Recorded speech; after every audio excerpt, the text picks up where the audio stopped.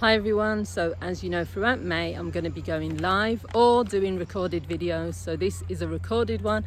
I'll probably try and do, in fact I will probably do a live stream about this same topic on my Facebook page, Marianne Hanson Counselling Service, but I'll record this one.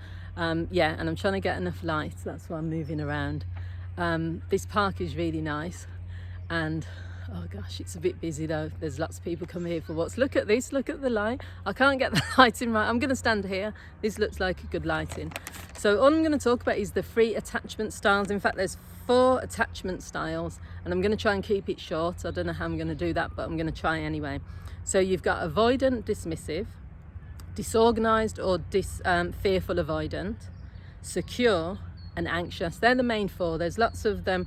Kind of people describe them in different ways. There's other attachment styles, but these are the main ones. All I'm going to do is describe them, and because it can be useful, and then also talk about why people have these attachment styles. I think I'm probably going to have to make a part 2 because I can talk about this forever. There's so much there.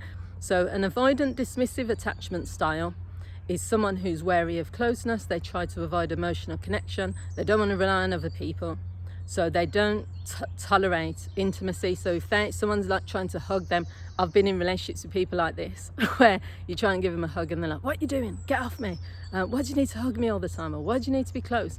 And it makes you feel like you're doing something wrong. And I've also been, when I've said to someone, "I love you," and they've said, "You don't even know me yet," or "You've only known me for this amount of time," and made you feel like you're saying something wrong or what you're doing is wrong. So they feel stifled by intimacy. The whole idea of being intimate and being too close with one person is fearful to them. So the more someone tries to get close to you, the more they withdraw. So if they're in a relationship, a lot of the time they'll withdraw from you, but they'll blame you. So they won't say, "I'm scared to get close to you," or "It's because of, when I was a child this happened or that happened." They will say, "What's wrong with you? Why are you so clingy?" That type of thing. And it's not really about you, it's about the fact that they struggle with intimacy.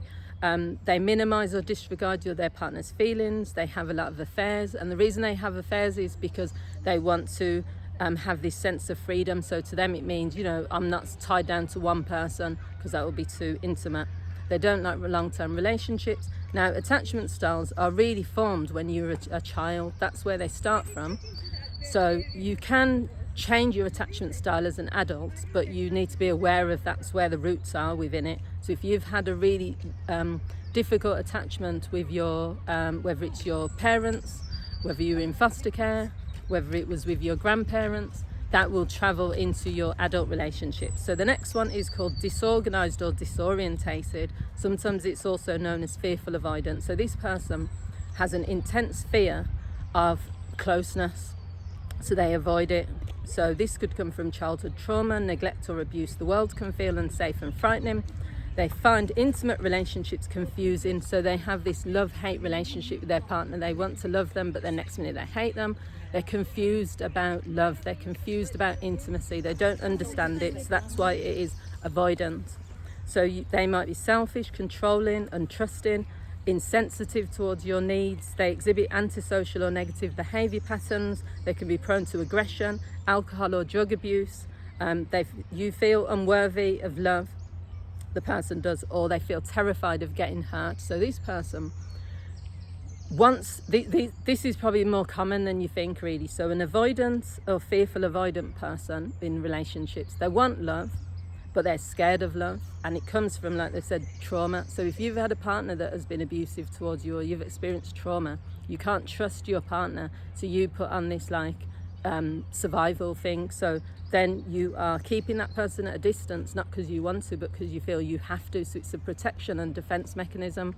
So that's why this one is quite common, but it's also quite sad, because the person really wants love, but they have to find the right partner that understands it and gets it. So the next one is a secure relationship, secure attachment style. So this person, as out of all the attachment styles, is probably the one that you probably wouldn't find necessarily, because that person is probably already married or committed. This person with a secure attachment style handles setbacks well.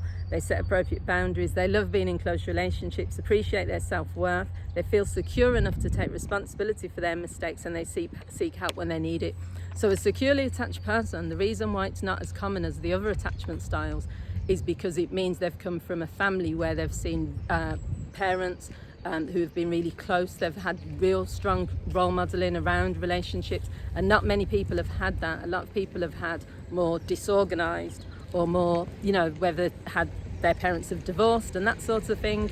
So if you find someone who's securely attached, it is sort of the preference. That's what most people want, and that's what we want to become as well. And the final one is an anxious attachment style. This is where someone is overly needy, they lack self-esteem, crave emotional intimacy, they worry other people don't want to be with them, difficult to give their partner space, because space to them means their partner is going to go off with someone else. So this is the very clingy person, will send you 50 messages when you've just popped down to the shops. You know, will use manipulation tactics, control.